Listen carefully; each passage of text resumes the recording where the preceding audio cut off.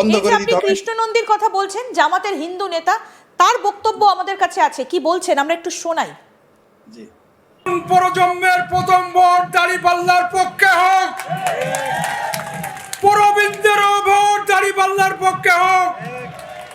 এখানে জামাত ইসলামের আমির সাহেব মোহাম্মদ শফিকুর রহমান সাহেব, আপনি লাইভে দেখুন যে খুলনা জেলার ডুমুরিয়া উপজেলায় হিন্দুরা বিপ্লব ঘটিয়েছে। মানে এই যে কৃষ্ণ নন্দী, এ জামাতের একজন হিন্দু নেতা, মানে এর আসলে পরিচয়টা কি? এর পিতা, আমরা যতদূর জেনেছি, এর পিতা মুসলিম লীগের নেতা ছিলেন, কিন্তু আমরা যোগেন মন্ডলের খবর জানি তিনি পাকিস্তানের মন্ত্রী হয়েও কিন্তু পরে পালিয়ে যেতে হয়েছিল ভারতে। আমাদের স্পষ্ট মনে আছে, ইতিহাস তাই বলে। আর ইনি যেভাবে বক্তব্য দিচ্ছেন, সে হয়তো পার্টির টাকায় বিক্রি হয়ে গেছে, অথবা তার পিতা মুসলিম লীগ ছিলেন, তার কারণেই সে এত জোরে চিৎকার করছে। আপনি তার আশেপাশে যারা ছিল এবং যার তারা সহকারী, তারা যে বক্তব্য দিচ্ছে, আপনি তাদের চেহারা দেখেন, তাদের বডি ল্যাঙ্গুয়েজ দেখেন, এরা যে হায়ারে এসেছে অথবা ভয়ভীতি দেখিয়ে এনেছে, আপনি স্পষ্ট দেখতে পারবেন। কৃষ্ণ নন্দী ছাড়া আর যারা যারা এই মঞ্চে ছিল, আমরা সেগুলো জুম করে দেখেছি এবং তাদের ব্যাপারে খোঁজ নিয়েছি আমরা। আপনি দেখেন, আপনি নিজেও জুম করে দেখেন যে এদের বডি ল্যাঙ্গুয়েজটা দেখেন, বোঝাই যাচ্ছে এগুলো মুখস্থ করা কথা বলে দিচ্ছে। আমি চ্যালেঞ্জ দিয়ে বলতে পারি আপনাকে, শুধুমাত্র কৃষ্ণ নন্দী ছাড়া এই মঞ্চে যে সকল হিন্দু নেতারা বক্তব্য দিল এবং কৃষ্ণ নন্দী যত চিৎকার করলে জামাতের নেতাকে আহ্বান করলেন যে লাইভে এসে দেখুন এই জায়গায় তার জায়গায় তার আসনে হিন্দুরা বিপ্লব ঘটিয়েছে, আমি লিখিত দিতে পারি একটা মুসলমান, এমনকি জামাতারা বিশ্বাস করবে না যে কৃষ্ণ নন্দী ছাড়া কেউ দাঁড়িপাল্লা মার্কায় ভোট দিয়েছে। তার একটা উদাহরণ আপনাকে দিই।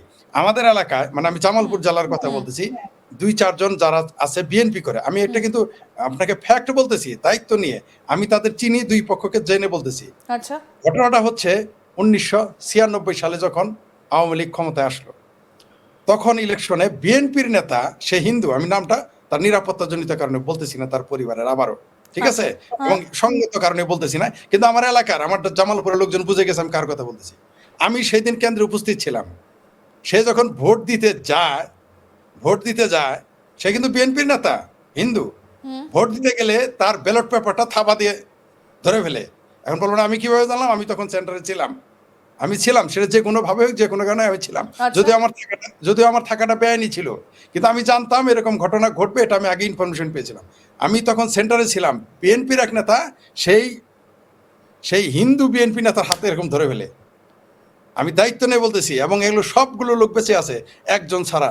এই ঘটনা যারা জানে তারা একজন কেবল মারা গেছে, আর সবাই জীবিত। এইভাবে হাতটা ধরে ফেলে 96 সালে, ধরে বলে, কাকা বাবু ভোটটা কিসে দিছেন? তার হাত কাঁপতেছিল। বিএনপির হিন্দু নেতা বলে যে আমি ধানের শীষে ভোট দিয়েছি। খুলে দেখে নৌকা মার্কা, তারপর তার গালে কিভাবে চর দিয়েছে এগুলো আমি দেখেছি। মানে আপনি বুঝতে পারছেন তো, কোনো মুসলমান, এমনকি এই জামাত, আমি বললাম তো, কৃষ্ণ নন্দী ছাড়া তার আশেপাশে যারা আছে একজনও কিন্তু দাঁড়িপাল্লায় ভোট দিবে না। সবাই আমি আপনার কাছ থেকে জানতে চাইছি এর পেছনে আসল মাথাটা কি? যেটা শোনা যাচ্ছে, আপনিও যেটা বলছেন যে মুসলিম ব্রাদারহুড এবং তুরস্কের একটা পেছন থেকে উস্কানি আছে, কিভাবে আসছে এই উস্কানিগুলো এবং এর আসল উদ্দেশ্যটাই বাকি? মুসলিম ব্রাদারহুড এই জামাত শিবিরকে বুদ্ধি দিয়েছে, পরামর্শ দিয়েছে। এদের সকল মিটিং হয় তুরস্কে। পাকিস্তানের আইএসআই, মুসলিম ব্রাদারহুড, এরা কিন্তু মিশরও যায় না, এরা পাকিস্তানও যায় না। পরিকল্পিতভাবে এরা, কারণ এখানে গেলে তারা ধরা পড়বে, এরা মিশরে গেলে তারা বিতর্কের প্রশ্ন আসবে, সেই জন্য তারা চলে যায় তুরস্কে। এবং এগুলো মেইনটেইন করে শুধুমাত্র মাদ্রাসার লোক না, এই দেশের বিশ্ববিদ্যালয়ে কিছু শিক্ষক, এই দেশের কিছু সাংবাদিক এবং বড় বড় সাংবাদিক, আমি নামগুলো সঙ্গত কারণে নিচ্ছে না, কিন্তু মানুষ বুঝে গেছে কে বা কারা। কারণ এখানে এগুলো বললে তারা হয়তো আমাদের নামে মামলা করবে, আপনাদের উপরে মামলা করবে, আমার উপরে মামলা করবে হয়তো, কিন্তু ঘটনাগুলো সত্য। তারা কখনো বেনামে যায়, ছদ্মনামে যায়, নিজের নামেও যায়। তারা মিশরে থেকে সেখানে, আরেকটা দেশের নাম ভুলে গেছি, এখানে মালয়েশিয়ার কিছু সরকার নয়, মালয়েশিয়ার কিছু সংগঠনের সাথে জড়িত। তুরস্ক, মালয়েশিয়া, পাকিস্তান এবং মুসলিম ব্রাদারহুড মিশরের, এরা একসাথে সেখানে বৈঠক করে। তারা জানান দিয়েছে যে বাংলাদেশে যতক্ষণ হিন্দুরা থাকবে ততক্ষণ আওয়ামী লীগকে পরাস্ত করা যাবে না। এইভাবে তারা মিটিং করেছে। অর্থাৎ আওয়ামী লীগকে পরাস্ত করতে এই ধরনের একটা কর্মকাণ্ড বাংলাদেশের ভেতর চলছে এবং একটা গভীর ষড়যন্ত্র, হিন্দুদেরকে শেষ করতে একটা গভীর ষড়যন্ত্রের জাল তারা বুনেছেন। আর কি বলছেন আমরা শোনাই যে জামাতের হিন্দু নেতারা, তাদের আর কি বক্তব্য উঠে আসছে, বাকিদের বক্তব্য আসুন শোনাই এবার আপনাদের। সেদিন আমরা পরের ভাইয়ের নির্দেশে মুসলিম ভাইয়ের আদেশে আমরা কয়েকজন হিন্দু এসে সেখানে সর্ববৃহৎ মিটিং করি এবং সবাইকে আশ্বস্ত করে যাই যে আমাদের এখান থেকে আর যাওয়া লাগবে না, জামাত ইসলাম আমাদের পাশে আসে, জামাত ইসলাম আমাদের পাশে থাকবে। এই কথাই আমরা সর্বপ্রথম আমরা মিটিং করি। আমি আর একটা কথা বলতে চাই, এই জামাত ইসলাম সংগঠন বাংলাদেশে আছে তাই আমরা হিন্দু দেশে বসবাস করতে পারতেছি, নইলে আমরা এক হিন্দু 71 সালের মতো এদেশ থেকে চলে যেতে হতো। শুধু জামাত ইসলাম আছে তাই আমরা এদেশে আছি। বাংলাদেশের হিন্দু মানে আওয়ামী লীগ, বাংলাদেশের হিন্দু মানে নৌকায় ভোট দেয়। আজকের এই সমাবেশ স্থলে আমরা প্রমাণ করে দেব, 14টা ইউনিয়ন থেকে আমাদের এই সমাবেশ স্থলকে কানায় কানায় পূর্ণ করে আমরা প্রমাণ করে দেব যে বাংলাদেশের হিন্দুরা শুধু নৌকায় ভোট দেয় না, বাংলাদেশের হিন্দুরা দাঁড়িপাল্লায় ভোট দেয়। এই অঙ্গীকার বাংলাদেশের হিন্দুরা রাখছে। আমরা শোনালাম জামাতের ইসলামী যারা হিন্দু নেতা, অর্থাৎ ইসলামী জামাতের হিন্দু নেতা, তারা কিভাবে জামাতকে ভোট দেবার জন্য তারা আহ্বান করছেন।